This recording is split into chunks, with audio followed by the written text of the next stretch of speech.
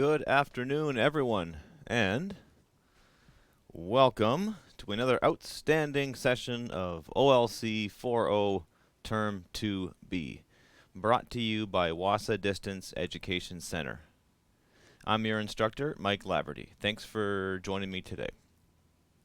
Today's date is Tuesday, May the 9th, 2023, and we are on Class 14 of OLC4O Term 2B. We are continuing our discussion of Unit 2. So yesterday we opened up our discussion of Unit 2 with a detailed look at Assignment 19, which was creating a brochure. So if you need more information on completing Assignment 19, creating a brochure, then go back to yesterday's class, May 8th, which is archived on my YouTube channel, or reach out to me for clarification. And today's class will look at assignments 20 through 22. So 20, 21, and 22. We'll see how far we get. Hopefully we get to cover all three, but I want to make sure that we cover each one in enough detail. Here's some important dates. We are on week 4 of Term 2B. So just a friendly reminder that Term 2B is the last term where we are teaching live on the radio, and where you have the support of a teacher, working in the building, working in the Wassa classroom that you can consult for advice. And then after this, we're moving into the summer term. So I just want to break down those deadlines for you. So if you're a potential grad, if you think you're on pace to graduate this year, you've got a deadline of June the 9th for submitting your work. So if you want to graduate in 2023, you've got to hand in all your work by June the 9th. If you want to complete your coursework in Term 2B, then you have June 16th for your deadline. If you can't make that deadline work, then you're submitting work over the summer. You're handing in the work. A summer marker will mark it, but you'll have to wait until next school year to get your credit, or you'll have to wait for next school year to graduate. So we have covered Unit 1 with our previous week's discussions. Now we are working our way through Unit 2. OLC4O broadcast live Monday to Thursday from 1 p.m. to 1:50 p.m. Central Standard Time. You can phone into the studio locally at 1-807-737-4017 or phone the studio at 1-800-465-7144. Phone in with any questions or comments. You can also listen live on Bell ExpressVu. If you have Bell ExpressVu, tune into channel 972. Or you can log in with the Zoom application, so that's zoom.us, and that's 417-6699-799. That's the meeting ID. So you have to open up meetings on Zoom, click the join button, and then you'll enter in that ID. All of my classes are on YouTube. Go to Laverty Wassa, just search for that on YouTube, and then look at the OLC4O playlist, and they're all on there, organized by unit. And I try to put the description. I set the description as the assignment that's being that's being discussed in that particular class. So I just want to reach out to you again. So if you're just getting started in this class, you've got a little over a month to go, so it's not a lot of time. So you've really got to start submitting your assignments. But the important thing is just to get started, start handing in those assignments, get them to your teacher. That's me, and I will start to give you some feedback. So if you're unsure of how to get started, just write something down, send it my way. I think most students kind of get too hung up on saying the right thing, and they just simply need to get the work out there and get the ball rolling. So to reach me, you can email me at mlaverty@nnecschools.org. That's MLAVERTY@nnecschools.org. Or find me on Facebook, add me as a friend, or just simply send me a message. That's LAVERTY space WAHSA, so Laverty Wassa. Phone the Wassa building toll free at 1-800-667-3703 if you got any questions. about your path to graduation, about this chorus, about handing in your assignments, all those things, right? It's just good to reach out to somebody. Here's your suggested progress in this class. So you need to reach out to your teacher. So in some form or shape, email, phone, messenger, whatever works best for you. You should have completed assignments in lessons 1 to 3 of Unit 1. So, more than halfway done Unit 1. Should have read or skimmed the Unit 2 handout and read the first 3 chapters of our novel, Jimmy Comes Home. So that's if you're about 3 weeks in. And of course, you've got you're on an accelerated timeline here if you're hoping to have this thing completed by the end of this term. So, but yeah, if you're 3 weeks in and you haven't done all of those things yet, then you're a little bit behind the curve, and you will need to sort of speed things up. So, I don't want to discourage students. I want students to feel comfortable and not stress people out.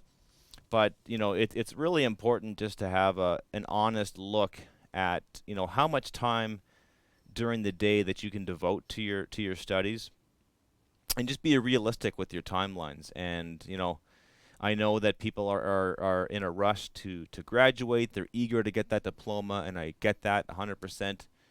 But, you want to just make sure that you do it properly and you learn a lot along the way. And if you have to wait till next year, you may have to wait till next year. But then, so, that you might look at that as a con and a negative. But on the positive side of things, it's going to be less stress for you and your family. And you can't really discount that, right? So so it may take you a bit longer, but just be realistic with your time, and reach out to someone here at WASA. Reach out to me, reach out to a staff member, and that's what we'll do. We'll sit down and we'll have a real conversation about how much time you can commit, and we'll get you to where you need to go. All right, so on to today's lesson. So we will look at the words of the day, we'll look at today's headline, and we'll look at assignment 20 and assignment 21. And then if we have enough time, we will do assignment 22. And these are all from lesson 6 of Unit 2. Your learning goals are to learn about the conventions of textbooks, so how they're formatted, how they're organized, and to review reading strategies for understanding textbooks. So we're talking about textbooks, how we use them, how they're organized, and that's a really important concept that we talk a lot about in OLC4O. Is we talk about it's not just information; it's how the organization is organized, right? The word information literally means that doesn't have form, right? So when you write and when you communicate, you're giving form to something, right? You're giving form to the information, right? You're formatting it, right? So the way things are organized, the way things are presented, how they're published, where they're published, who publishes them, which stories get told, which stories don't get told. These are all really important things to think about, right? So, why is something written? What audience is it for, right? So we got to ask ourselves these important questions, and then we have to break down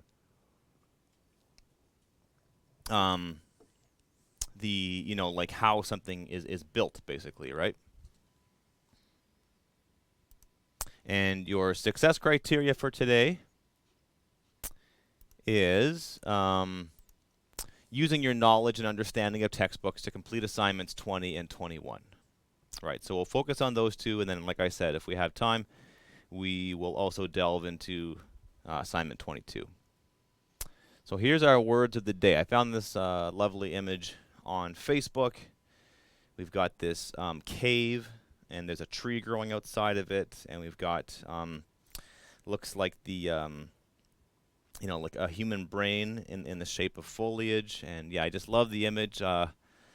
They say an image contains 1,000 words or speaks more than 1,000 words, and I feel like there's a huge story to be told just by looking at that image. There's so much happening there, and yeah, it just sort of Just a little bit of inspiration. So this brought me sorry, I'm just trying to figure out my screen here. Well. So one concept. So sometimes I like to do the words of the day, but before we do that, I'd like to set a bit of context. So talking about the tree of knowledge of good and evil. So this is a tree featured in the first book of the Bible, the book of Genesis. So the tree of life, or sometimes called the tree of everything. And many cultures around the world have similar legends and myths about a world tree that connects the underworld, the home of the gods, and that of humans. So it's like this gigantic tree that sort of has roots down to the bottom of the world, and its branches reach up all the way to the heavens, right? So it's like this tree that connects everything. And then that kind of made me think about when we talk about the fields of study, right? So these are different things that humans can study and you can study in school. And they're often called branches of knowledge, right? So it's like if we talk about the tree of knowledge having many branches, then we talk about branches of knowledge, right? So for example, science is a large branch that contains the smaller branches of biology and botany, right? So these are like smaller branches of science, right? And the arts is like a huge branch, and then within the arts we have English and visual arts and painting, right? The Anishinaabe-Moan word of the day, and again I like to stress that I don't speak the language, but I try to incorporate it and get it on the airwaves as much as possible. I studied the pronunciation of this one, so I hope I do get it right. So it's Gikinu Amaadi Mazanigan, which is a noun, which is a school book. Another beautiful example of how Anishinaabe-Moan is a very organic language where several concepts and words sort of come together to form one word. I don't remember the word exactly, but I remember one time flipping through an Anishinaabe-Moan to English dictionary, and then people are familiar with this this idea that the Inuit have like hundreds of words for snow, but if you look up the word tree in an Anishinaabe-Moan dictionary, there's like hundreds of words for it's not for different kinds of trees. It's like an old jack pine with moss, with a bird's nest in it. Like, I'm not even exaggerating. There's like a word for that. It's so beautiful that every conceivable tree you might find in the forest has a word. So an English equivalent is a textbook. So it's a book used by students as a standard work for a particular branch of study. Some more some related Anishinaabe-Moan words are gikendam as a verb for he or she knows. Gikenu amau, which is to teach or to let know, another verb. And then Gikanu amaadiwa gigamig is a school. And then when you combine all those words, that's how you get the school book. So when you combine the concept of teaching and school and book together, you get the school book word. Some English words that you may or may not be familiar with but are important to know given the context of our discussion today is a monograph. That's a detailed written study of a single specialized subject or an aspect of it. So, like a chemistry textbook will talk about, just talk about chemistry. So it's, it's one subject or one part of it. Nonfiction is prose. Prose is anything that's not poetry. It's writing that is informative or factual rather than fictional or made up. And then a manuscript is an author's handwritten text or a typed text that has not yet been published.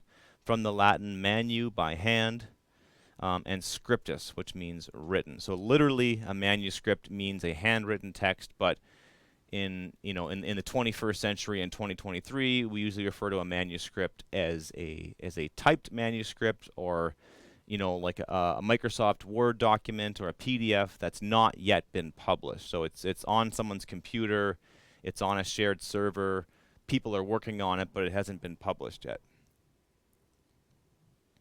All right, here's our article of the day. This one's from last year, but it's still relevant as the the attack on Ukraine continues.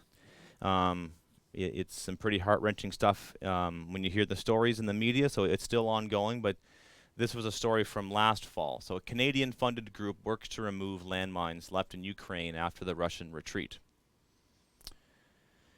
And we have a photograph of a courageous crew of people who are out there trying to clear landmines. So, God bless people who have this courage to go out on a field like this and try to make it safe for other people, especially in the midst of an ongoing war zone. The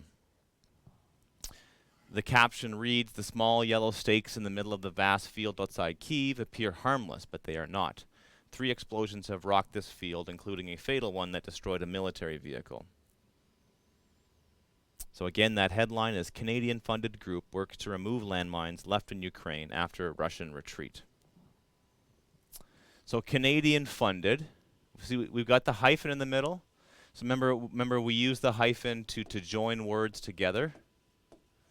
So it's a group. So there's a group working to remove landmines, but it's not just any group. It's a Canadian-funded group, right? So Canadian-funded is my adjective that modifies the noun group. What they're doing is they work, or in this case works, to, a preposition, remove landmines. So remember, verbs are actions like works and remove, and they're removing landmines. Left in Ukraine after Russian retreat. So it's not just any retreat, it's a retreat by Russian forces, so that's an adjective that applies to the word retreat. We have prepositions, we have in and after. Prepositions tell us where something happened, they tell us when something happened, and they give us relationships between things. I want to give a breakdown of that lead paragraph.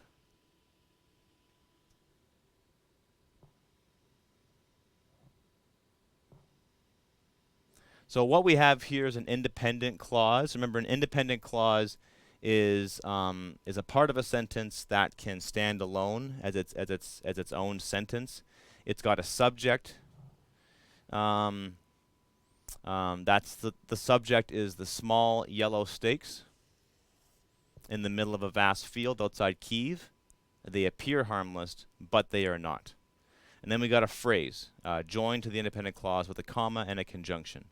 But they are not, right? So, and that's the way as a writer you sort of set up an expectation, and then you kind of flip it, right? So these things appear harmless, but they are not. So you introduce a main idea, you give us a little bit more information about that main idea, and then you tell us something about it, right? So that's the way that's the way that sentence kind of flows, right? So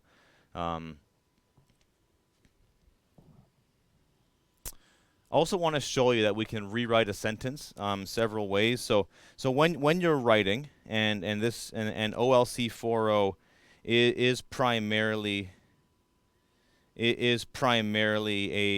a writing course, right? You're doing lots of reading, and you're producing things that aren't necessarily writing, like brochures and things like that. But it's primarily a reading and writing course. So it's really important to look at how sentences are built, and that's one thing I like to focus our attentions on here. So the sentence in the article reads, 3 explosions have rocked this field, including a fatal one that destroyed a military vehicle.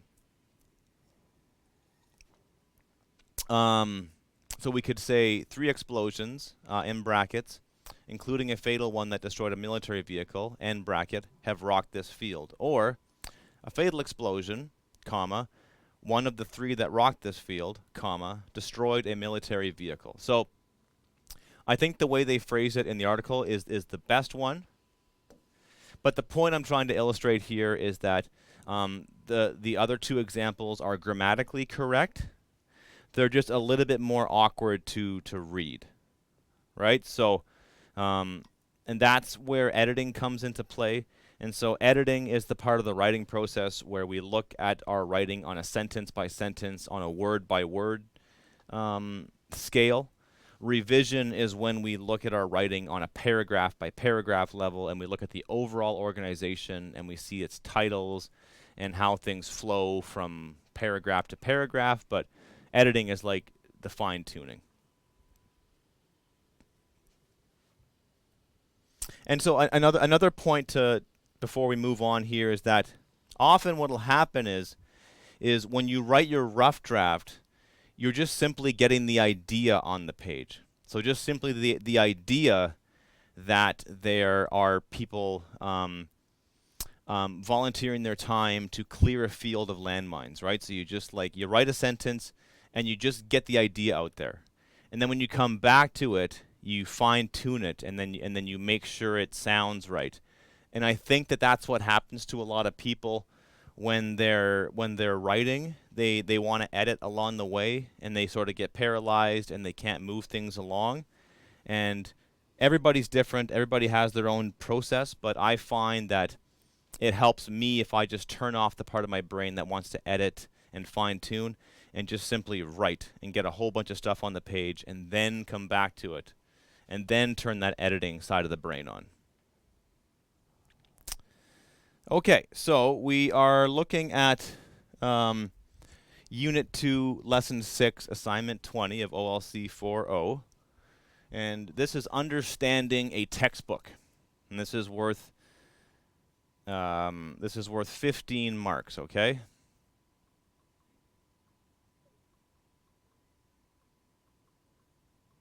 So it's worth 15 marks of this unit's total.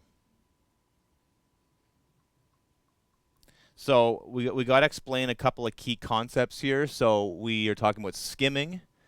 And skimming is when we look at the entire page for titles, headings, subheadings, illustrations, charts, opening, closing sentences. So we're talking about looking at a textbook, either a page in a textbook or several pages in a textbook, maybe an entire chapter or an entire section of a chapter.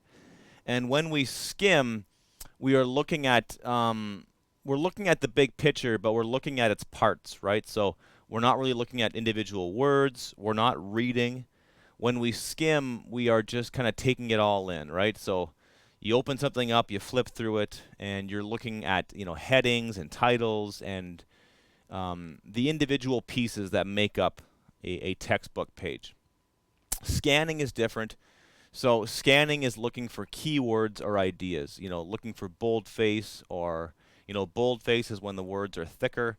Italicized is when they kind of slant to the right. So we're searching for keywords or ideas, and then we're trying to locate them. Or we may be looking for specific numbers or specific dates, right? So in any case, the important part to realize here is that in that kind of reading, you're looking at you're looking at something specific, okay, that you need to find, right? So it's not reading, but they are reading strategies. So you have a series of questions here, okay? So you have, question A, what is the first thing that catches your attention? What is a subheader?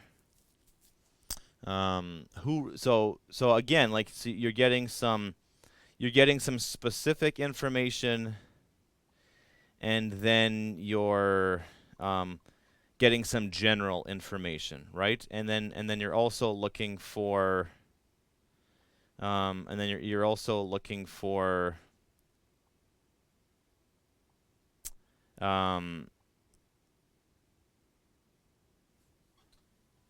sorry, I lost my train of thought there. I'm back. You're looking for general information. Some of these questions are just asking you to, like the first one is like, what's the first thing that caught your attention? There's no right or wrong answer to that, right? It's just, you just tell me what's the first thing that caught your attention. But part B, what is a subheader? that's a specific question, right? So you got to figure out, and it's going to tell you that in this. So this is a textbook page about reading textbooks. So don't just guess what a subheader is. Look at the article and look at the page and find that answer. Who wrote the alphabet versus the goddess? So that's a text. It has an author. So you have to find out who wrote it. So you have to scan the page for those words: alphabet, goddess. What is the main idea of this page, right? So what's the point of this page, in a sentence, right? It's this, and then we're going to show the page in a sec, but that's what's the main idea behind it? What are some of the techniques used on the page to draw your attention to certain areas, right? So what are they using to grab your attention? Part F, what will you usually find at the beginning of most chapters? Again, don't guess. Like don't just write down the first thing that comes to the top of your head. There's a very specific answer that you have to look for. Name 3 examples of typography. If you don't know what typography is, the article or the page will tell you. What is the purpose of typography? Again, when you find out the definition of typography, you're going to find out its purpose, right? What types of lists do writers and publishers use? So writers use all kinds of lists, but they're talking about specific ones, okay? So find those specific examples. What do students need to know about supplemental information, right? So supplemental is another word for like additional information, right? So, what do they need to know about it in general?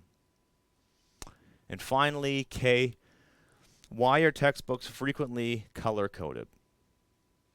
Right, so answer that question. Why are they frequently color-coded? All right, so if you look at your unit handout, your Unit 2 handout of OLC4O, you are given a photocopy of a page that appears in a textbook. And if you look at it, there's a lot going on here. There's a ton of information. There's the main text here. We got a big heading right here: how to read a textbook page.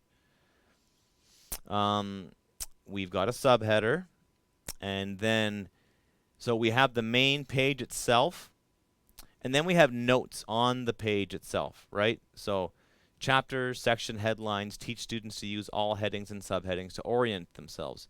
Before reading, have them write down questions or predictions about the subject based on the title/heading. So this is a it appears to be a reference for a teacher, right? So it's sort of like it's teaching a student, or sorry, it's teaching a teacher. It's saying like, what, if you give your students a textbook, you should take the time to explain it to them. And that's kind of what we're doing here, right? So you've got the main text, the main part of the idea, and then you've got this additional stuff here. So you got to scan it right here. So italics, bold, typeface. So we have those here. Typography. There's that keyword typography. In short, typography is used too. So you've got a description of typography. So to answer the questions, you're just going right from the text itself. So again, don't try to answer it off the top of your head. The purpose of this assignment is for you to skim and to scan, and if you have the time, read everything on this page and then answer the questions, okay? So you've got fun facts, you've got this different colors here, different kinds of patterns. You've got different size fonts, right? So there's visual elements. There's a checklist. There's icons. So why was this page, written the way it was written? And what can we learn by, reading all these sidebars? Okay. And you got a little note here. So a short note to the teacher or user of this page. I created this page after listening to my students make the following comments. I don't understand how to read the page. It has all these colors and boxes and symbols on it, and I don't know what they mean or what I'm supposed to do with them. I get totally confused, right? So that's why this page was included. Okay, and there we go. We've got more information about the alphabet and the goddess, and if we need to find out who wrote that book, we need to scan, use our eyes and scan for a particular word. Okay, so it's very similar. It's very similar to like doing a word search, right? So like if you're doing a word search and you've got like a list of words you have to find, then your eyes are scanning that kind of chaotic jumble of letters, and then it's easy to find it when you're scanning it for that specific thing, right? Yeah, when you're scanning for that particular word or that particular phrase. Okay, so moving right along, we are on to Unit 2, Lesson 6, Assignment 21. And this is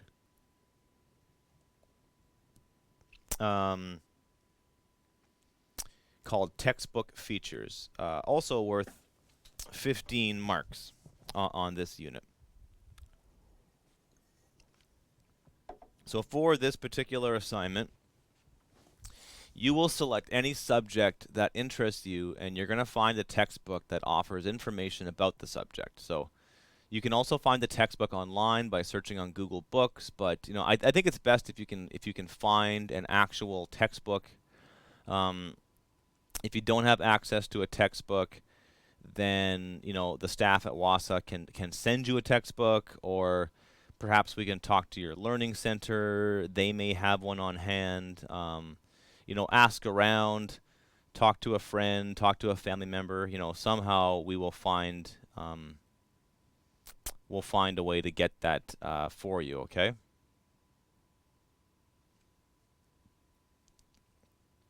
And then once you have your textbook, you're going to fill out the textbook feature analysis chart to complete this assignment, right? So you're doing an analysis, right? So that's a key word that we'll talk about in this subject. So when you analyze something, you break it down to its parts, right? You break it down to the parts that build it up, right? All the different components of it, all the different pieces that come together, to make it what it is. So yeah, but the first step, the most important step is getting a textbook, and like I said, like if you need that textbook, just reach out to us. We are a distance education school, and we have many textbooks on hand, and we can either photocopy one for you, or we can send you an actual textbook. But just reach out to someone, and you may want to try. You may want to try finding a book on Google Books. If you're tech savvy, you might be able to find one on there. There are some textbooks that the whole thing is available online. Yeah, the whole thing is available online. And if we have a bit of time, maybe I'll show that in a second. But we can have a look at the Google Book services and see if we can find it. But for now, we'll just move along with the lesson itself. All right, so you will be asked for an ISBN.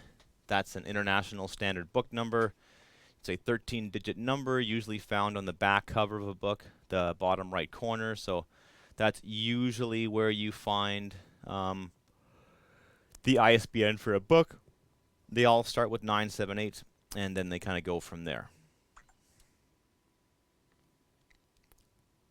An index, just like your index finger, the index points you in the right direction when you are looking for a specific word or a phrase. So I remember the day where I discovered indexes. They're very important tools in books, and it's every textbook has an index at the back of it, and it's all of the key words, and every time that keyword is mentioned, right? So in this book, every time Ernest Hemingway is mentioned, he's here. So he's mentioned once, 53.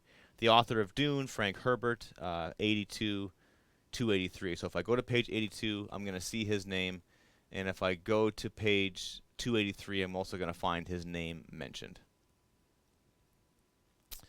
Or if I want to look up F. Scott Fitzgerald, I can go to 120 to 121, and that sort of tells me that there's a lot of information about him. It carries over to 2 pages. Books will have a table of contents, right? And that'll tell us the name of the sections of the book, and then the subsections of that chapter, or however they call it, what page it starts on, and there's more than one on a page sometimes. Then we have like a table of contents that might have some Roman numerals in there, so section 2.1, section 2.11. But in any case, sometimes you might see these Roman numerals being used, right? So where the declaration, the preface, they call this I'm forgetting now. I've been out of practice for so long. The front material, right? It's like the stuff that comes at the front of the book, and then the actual book is where they start numbering the pages. All right. So when you find your textbook for assignment 21, you will be asked to list, what is the title of the textbook. So for that one, I want you to list the full title and include the subtitle too.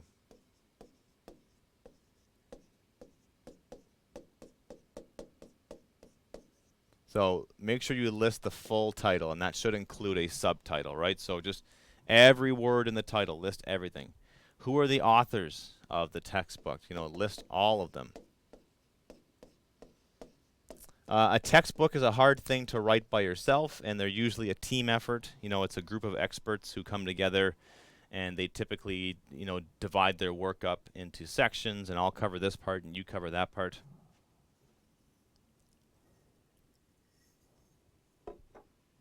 How many pages does the textbook have, right? So, just give me that number. Give me the number, or you might want to do like Roman numeral I to X and then 315 pages. Something like that, right? Or just write a number down. Just give me a number. What is the name of the publisher? Okay, so the publisher, like Pearson is a big one. Nelson, right? So it's the name of a company.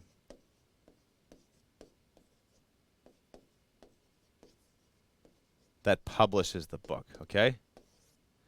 So books are printed and they're distributed, and by that they are,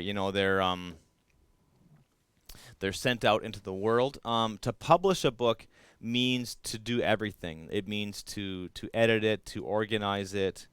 So the publishing company is the one that did all the work, kind of like creating the book and creating the manuscript that then gets printed by somebody else. So we're looking for the name of the company, right? So what company published this book? What is the ISBN? So give me the number. So 97811763332. Let's see, 1, 2, 3, 4, 5, 6, 7, 8, 9, 10, 11, 12, 13. It's going to be a 13-digit number, right? ISBNs are 13 digits long. So give me that 13-digit number. If it's a really old textbook, it'll have 10 digits. It won't have the 978, but most new textbooks will have the 978 at the front. Create a citation using this format. So when we use a citation, that's where we show the reader that we got this information from somewhere else. So when we cite something, we're making a reference. We're pointing back to a source material, right? So you're going to use this format. You're going to do the name of the author, the title of the book, the publisher's location, the name of the publisher, and the date of the location. So that could be, like name of the author. So we have Jones, Seth. Actually, they want it this way. So I have Seth Jones, comma. He wrote a book called NHL Now. Just making that up. The publisher location is Toronto. The name of the publisher is Hockey Books. It's the playoffs. I got hockey on the mind. And it was published this year, 2023. So that would be an example. So Seth Jones, comma, NHL Now, Toronto, Hockey Books, 2023. So it's the person who wrote the book, the name of the book, where it was published, the name of the publisher, and the date of publication.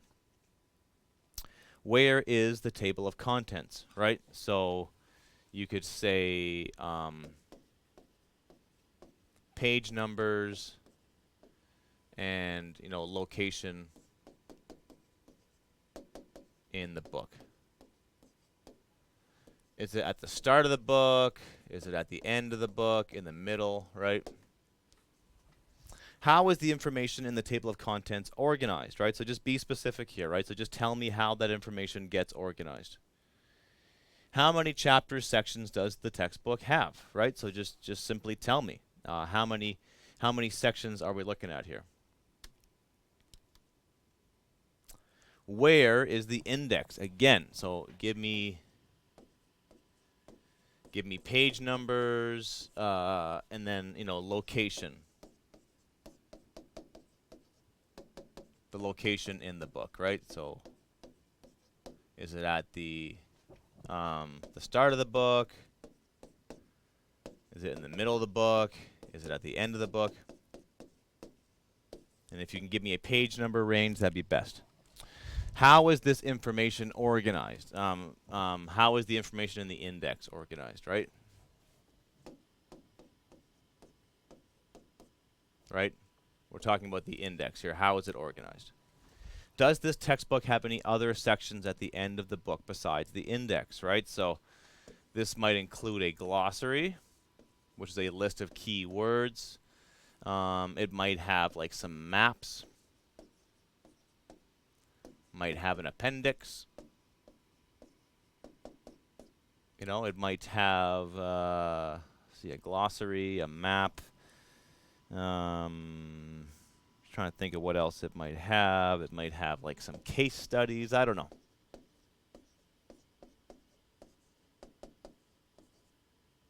Does it have some extra stuff at the end of the book?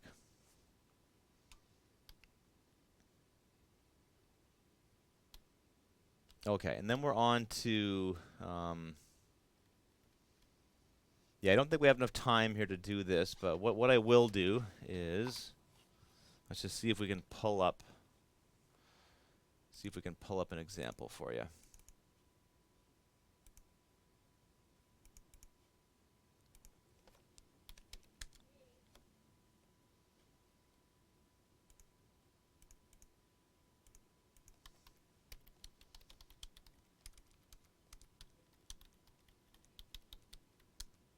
All right. This is the one I was looking for. Okay. So this is the University of Minnesota's open textbook library. And we've got, a lot of these are listed in Spanish. Let's go to, let's try this. Look at that, that's my field, distance education. All right, so we got some textbooks here. So I've got a textbook here. It's called The Foundations of Educational Technology. Actually, no, let's do something relevant to you guys. Let's go to the humanities. Let's look up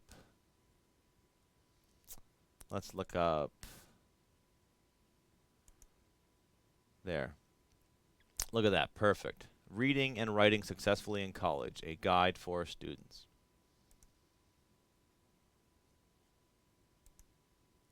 download that as a PDF.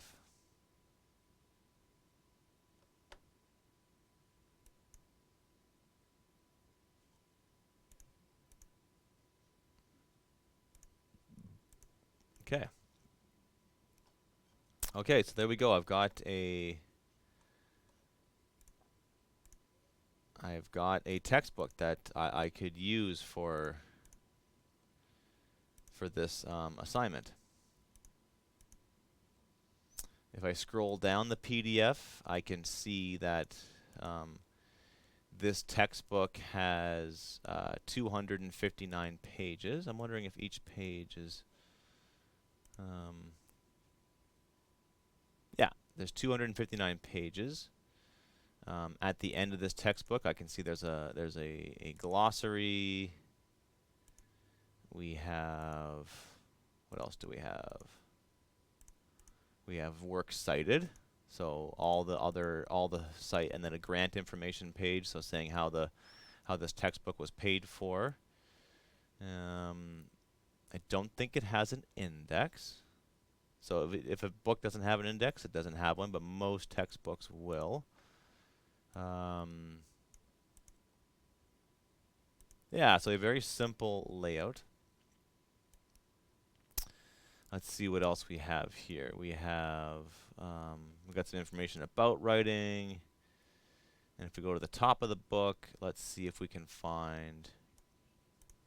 See on page 4, that's where the table of contents starts, and I can see all the different sections. So, yeah, so that's something that you could consider using for your assignment. You could try something like this open textbook library. This is offered by the University of Minnesota. And we could also go to, if we just type in Google Books.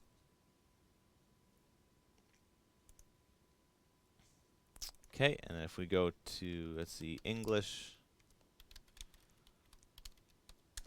textbook. Here we go.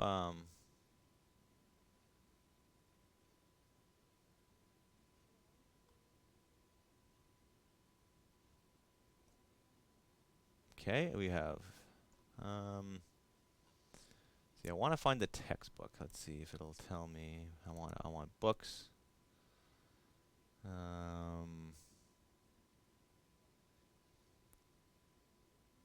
That's only like one. Yeah, it's kind of hard to navigate it, right? So it's.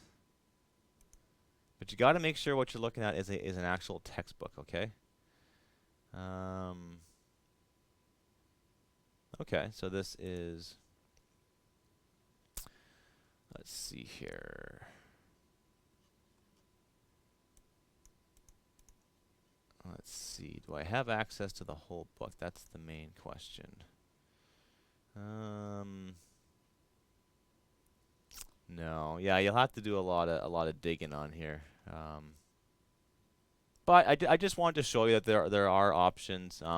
But best case scenario, you know, I would really focus on finding an actual textbook, and if you don't have access to an actual textbook, then reach out to the staff here at WASA, and we can help you with that, right? So you know, phone us at 1-807-737-1488 locally in Sioux Lookout.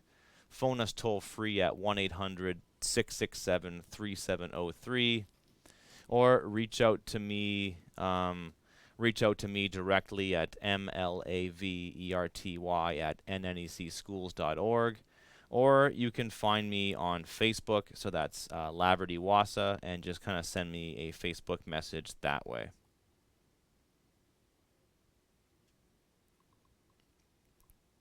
Okay. So that is all the time we have for today. We're gonna wrap things up there. Thank you for tuning in. Tomorrow we'll continue our discussion, and we'll start off with assignment 22, which we did not have a chance to get to today. Thanks for tuning in.